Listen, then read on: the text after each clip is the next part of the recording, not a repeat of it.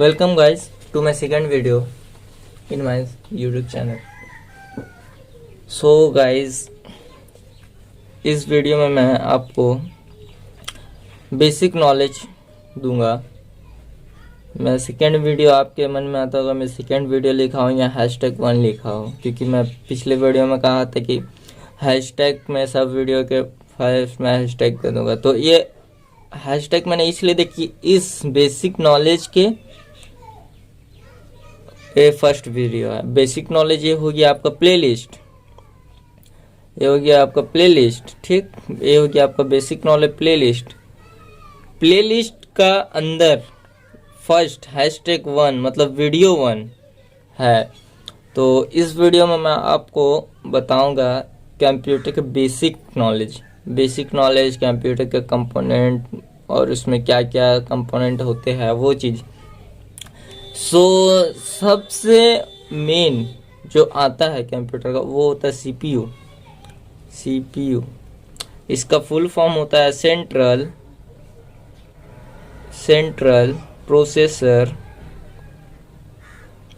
Processing unit.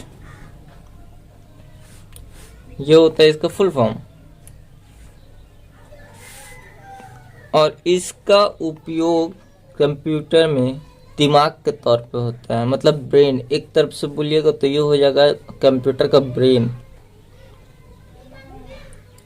क्योंकि आप कुछ भी कमांड देते हो कोई चीज़ के भी थ्रू, वो चाहे आप माउस के थ्रू दो, कीबोर्ड के थ्रू दो, कुछ भी आप कमांड दीजिएगा तो माउस के थ्रू कमांड आता है आपका 0 1 0 1 1, मतलब जिस टाइप में आपका फॉर्म लगाया इन्फिनेटिव जैसा फॉर्म है उसमें जो टाइप करेगा उसका जैसा कोडिंग रहेगा 0101 के फॉर्म में आता है, जो कि आम आदमी के सोच से परे है। मतलब कोई आम आदमी ये 01 का फॉर्म को कोई आम आदमी डिटेक्ट नहीं कर सकता।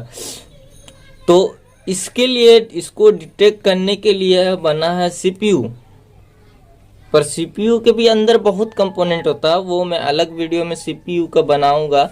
वो भी बेसिक नॉलेज ही के में रहेगा, बेसिक नॉलेज ही के अंदर रहेगा वो भी। तो जो सीपीयू के अंदर जो कंपोनेंट है तो वो भी मैं बताऊंगा बाद में। पर अभी फ़िलहाल आप ध्यान दीजिए इसमें कि बेसिक नॉलेज कंपोनेंट नॉलेज। तो ये हो गया आपका सीपीयू दिमाग, जो कंप्यूटर का मेन पार्ट होता है, मेन पार्ट दिमाग। ये हो गया आपका main part of the computer ये हो गया main part of the computer का। तो मैं अभी ऐसा हम बता रहा हूँ क्योंकि आप लोग मैं एक नोट दे दूंगा डिस्क्रिप्शन में, उससे आप नोट कर लीजिएगा। वो कंप्यूटर जनरेटर नोट रहेगा, इसमें मैं खाली आपको समझाने के लिए लिख रहा हूँ। पर आप लोग अगर नोट करना चाहते तो मेरे डिस्क्रिप्शन में जा करके वो फाइल आप डाउनलोड करके आप नोट बना के रख सकते हैं। सो ये हो गया आपका सेंट्रल प्रोसेसर यूनिट, मतलब कि कुछ भी आप कमांड दो वो सीपीयू के अंदर प्रोसेस होता है। उसके बाद सीपीयू के बाद आता है जो सेकंड नंबर में, वह है आपका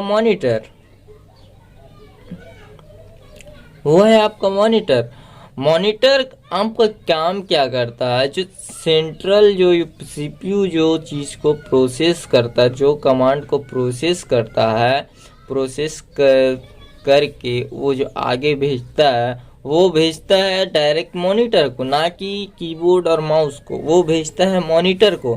तो मॉनिटर में भी जो जाता है जो वीजीए केबल के थ्रू वो भी जाता है आपका 01011 के ही फॉर्म में, मतलब नंबरिंग फॉर्म में जाता है। नंबरिंग फॉर्म में जाने के बाद फिर मॉनिटर उसको फिर प्रोसेसिंग करता है इसलिए कि वो प्रोसेसिंग हो करके आपका डिस्प्ले में दिखता है। प्रोसेसिंग हो करके वो आपके डिस्प्ले में शो करता है। तो डिस्प्ले में शो करने के लिए तो आपको 01 के फॉर्मेट में तो दिखाएगा तो आप समझ नहीं पाइएगा, इसीलिए वो उसको फिर प्रोसेसिंग करता है और उसको डिस्प्ले में शो करता है ग्राफिक के थ्रू।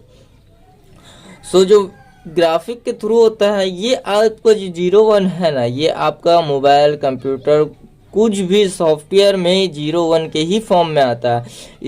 जैसे आप जावा कोई चीज लिखते, ठीक है ना, जावा स्क्रिप्ट हो गया, पाइथन हो गया, कुछ भी कोडिंग के जो बैकग्राउंड में जो आपका जो प्रोसेस होता है वो 0 1 के ही फॉर्म में होता है। कल आपको दिखाने के लिए होता है जावा ए, जैसे आप लिखे ए तो ए का अलग एक होता है 0 1 इसका बैकग्राउंड में चलता है, पर ए आपको शो करता है क्योंकि वो डिस्प्ले में प्रोसेसिंग हो रहा है। अभी 0 1 प्रोसेसिंग हो रहा है तो डिस्प्ले में आपको ए शो कर रहा है। बट ए के बैकग्राउंड में कितना इन्फिनेटिव नंबर चल रहा है, कितना इन्फिनेटिव नंबर चल रहा है वो कोई नहीं बता सकता है। वो इन्फिनेटिव होता है, वो मतलब आपका जो ए रहता है उसका जो कोडिंग रहता है वो कोडिंग का अकॉर्डिंग चलता है। सो ये हो गया सेकंड। मॉनिटर का फुल फॉर्म होता है machine, M for machine, O for output, N for number of,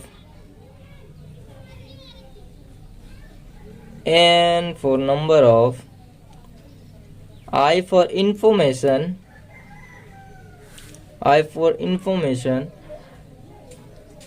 T for to, and O for organize, and R for report.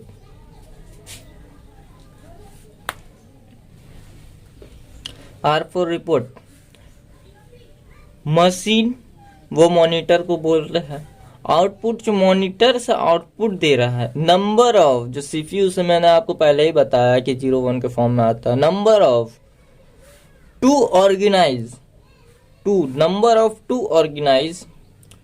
Number of information, sorry मैं information को भूल गया था, number of information to organise, number of information, number के information को जो मैंने आपको जैसे पहले ही बता दिए थे कि ए का बैकग्राउंड में जितना नंबर चल रहा है उसका इंफॉर्मेशन को ऑर्गेनाइज करके आपको रिपोर्ट करता है। किसके थ्रू? डिस्प्ले के थ्रू आपको रिपोर्ट करता है, डिस्प्ले के थ्रू। तो ये हो गया आपका मॉनिटर का डिस्प्ले, ठीक। तो उसके बाद आ जाते हैं हम लोग थर्ड पार्ट में। अब थर्ड पार्ट में बहुत आदमी कंफ्यूज होते हैं कि कीबोर्ड है या माउस है, तो मैं बता देता हूँ थर्ड नंबर में आपका आता है कीबोर्ड, क्योंकि कीबोर्ड का उपयोग कंप्यूटर ऑफ रहता है तब भी और कंप्यूटर चालू रहता है तब भी उपयोग में लिया जाता है। क्योंकि कीबोर्ड ऑफ रहने से क्या मतलब है? अब आप लोग बोलिएगा कि कीबोर्ड माउस कंप्यूटर ऑफ रहेगा तो कीबोर्ड कैसे वर्क करेगा? तो मैं आपको बता दूं, तो कोई भी ओएस मतलब होता है ऑपरेटिंग सिस्टम जो काम करता है आपका कंप्यूटर को ऑपरेट करने में। मतलब ऑपरेटिंग सिस्टम में आपका आता है विंडोज 7 etc। ये मैं आपको दूसरा इसमें बता दूंगा, दूसरा प्लेलिस्ट में, दूसरे वीडियो में। तो कीबोर्ड ओएस ऑपरेटिंग सिस्टम को इंस्टॉल करने टाइम उसका मेन फंक्शन आता है कीबोर्ड का। तो वो हो गया आपका कीबोर्ड के थ्रू उसमें इंस्टॉलेशन होता है, फिर बाद में कुछ भी होता है। मतलब ये होता है अगर आपके पास माउस नहीं है तो भी आप कीबोर्ड से आप इजीली आप कंप्यूटर को हैंडल कर सकते हैं। मैं वो उसके ये शॉर्टकट की को दूसरे वीडियो में मैं बता दूंगा, शॉर्टकट की को कि कीबोर्ड के क्या क्या शॉर्टकट की क्या क्या चीज़ में उपयोग करता है अकॉर्डिंग टू डिस्प्ले के साथ, डिस्प्ले शो करवाते हुए मैं करवा दूंगा। ये हो गया आपका कीबोर्ड। तो कीबोर्ड में बहुत सारे आपके फंक्शन होते हैं, मैं दिखा देता हूँ आपको कीबोर्ड। ये हो गया आपका कीबोर्ड। तो कीबोर्ड में आपको बहुत सारे बटन होते हैं, बहुत सारे बटन। जैसे मैंने आपको पहले ही बताया था, ये ए का बैकग्राउंड में भी नंबर काम कर रहा है। तो वैसी सब बटन फंक्शन बटन, ए बटन, शिफ्ट टैब, जो स्पेस, सब बटन का बैकग्राउंड में नंबर वर्क कर रहा है। सबका अलग अलग नंबर कोडिंग है। तो नंबर कोडिंग जो कर रहा है वो भी प्रोसेसिंग होता है। इसमें भी रहता है आपका, इसमें वाई लिखा है तो इसमें भी एक चिप है, वो प्रोसेस करता है। वाई, यहाँ वाई लिखेंगे तो वाई से कितना नंबर निकला वो नंबर को 0 1 फॉर्म कर करके वायर के थ्रू आपको भेजता है सीपीयू में। फिर सीपीयू उसको प्रोसेस करता है, फिर प्रोसेस करके भेज देता है, मॉनिटर करता है। मतलब कि जो भी इसमें प्रोसेस, जैसे वाई टिपिएगा, इसमें जो चिप लगा हुआ, प्रोसेसर लगा वो प्रोसेस करेगा। ऐसा नहीं है कि कीबोर्ड में खाली बटन रहता है, कीबोर्ड के अंदर भी प्रोसेसर रहता है। वो मैं आपको दिखा दूंगा बाद में, वो हाई लेवल वीडियो रहेगा।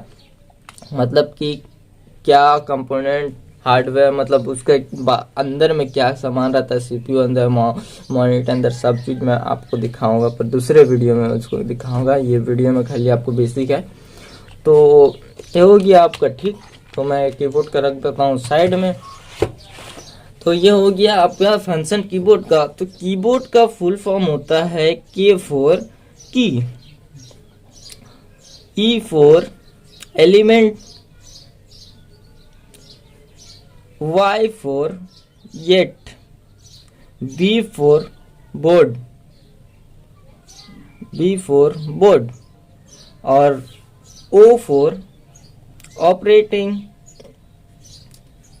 A for A to Z, R for report, directly, D for directly।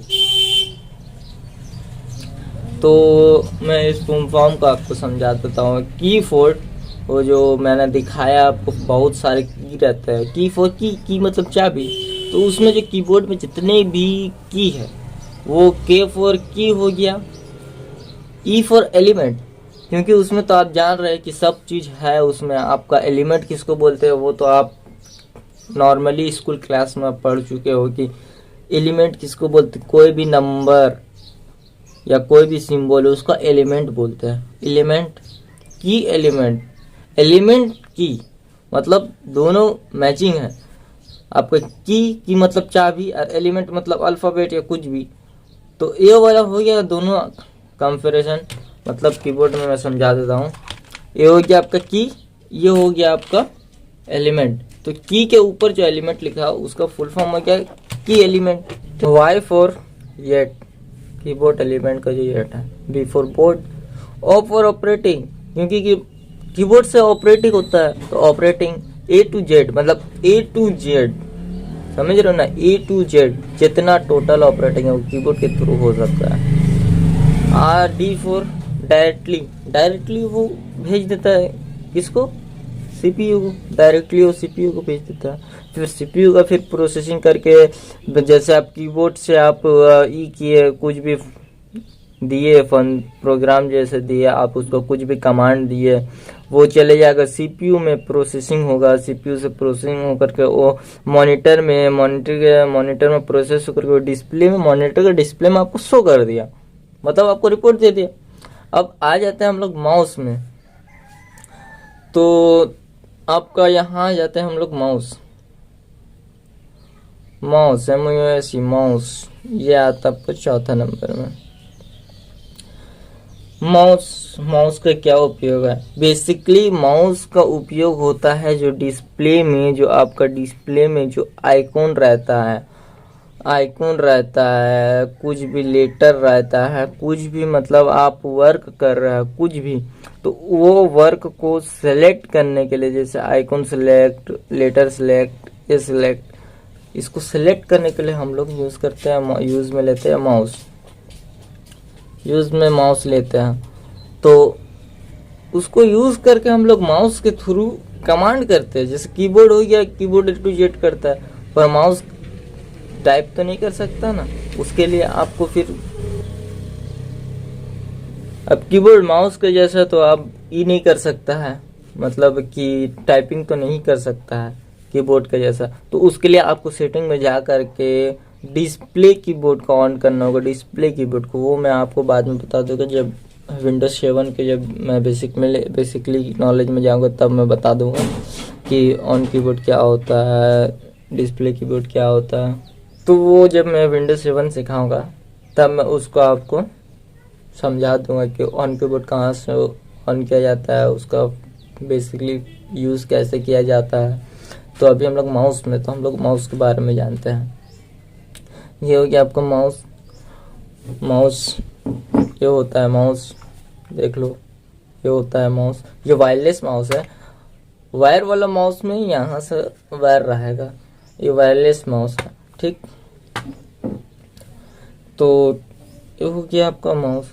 Mouse का उपयोग बेसिकली कोई भी उसको सेलेक्ट करने के लिए, उसको कुछ भी कर, मतलब उसको सेलेक्ट करके कहीं एक से जगह दूसरे को कैसे किया जाता है बाद में बताऊंगा। अभी बेसिकली माउस के बारे में जाने तो माउस कोई भी चीज़ को सेलेक्ट करने के लिए जाता है। माउस का फुल फॉर्म होता है M for manually, O for operated, U for usage,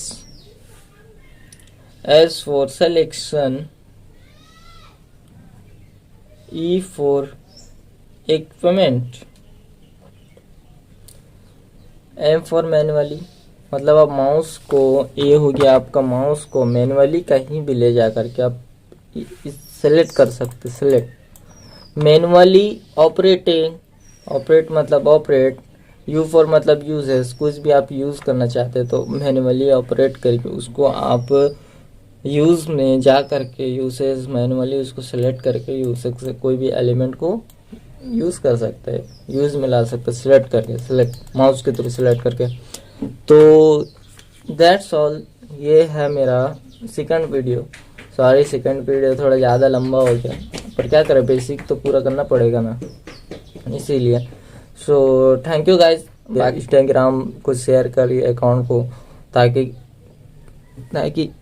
India का कोई भी व्यक्ति, कोई भी पर्सन कंप्यूटर का ये नहीं बोले, कोई पूछे तुमको कंप्यूटर चलाने आता है, वो नहीं, ये नहीं बोले कि नहीं मुझे नहीं आता, वो बोले मुझे आता है, मुझे क्या नहीं आता है, वो ये बोले उसको कि मुझे क्या नहीं आता है। So that's all. ज़्यादा मैं बात करूँगा तो वीडियो और लंबा हो जाएगा। सो गाइस, मैं वीडियो को यहीं ख़त्म करता हूँ। सो नेक्स्ट वीडियो में मैं आपको बताऊँगा कि हार्डवेयर, CPU के अंदर हार्डवेयर, ठीक, CPU के अंदर का हार्डवेयर नेक्स्ट वीडियो में बताऊंगा। CPU के अंदर के कंपोनेंट के बारे में, उसके में क्या क्या कंपोनेंट है, सब कंपोनेंट के यूजेस क्या है। So that's all. So guys, मैं अब चलता हूँ, मिलते हैं नेक्स्ट वीडियो में। Thank you. Share and subscribe our channel, press the bell icon, क्योंकि बेल आइकन प्रेस करना बहुत ज़रूरी है, क्योंकि जितना जैसे मैं वीडियो पोस्ट करूँगा आपको नोटिफिकेशन आएगा। बेल आइकन अगर आप नहीं दबाइएगा तो नोटिफिकेशन नहीं आएगा, फिर आप कंफ्यूज आइएगा कि कौन सा का बाद क्या वीडियो है। हालांकि मैं हैशटैग दे दूंगा, तब भी आप बेल आइकन दबा दीजिएगा। Thank you.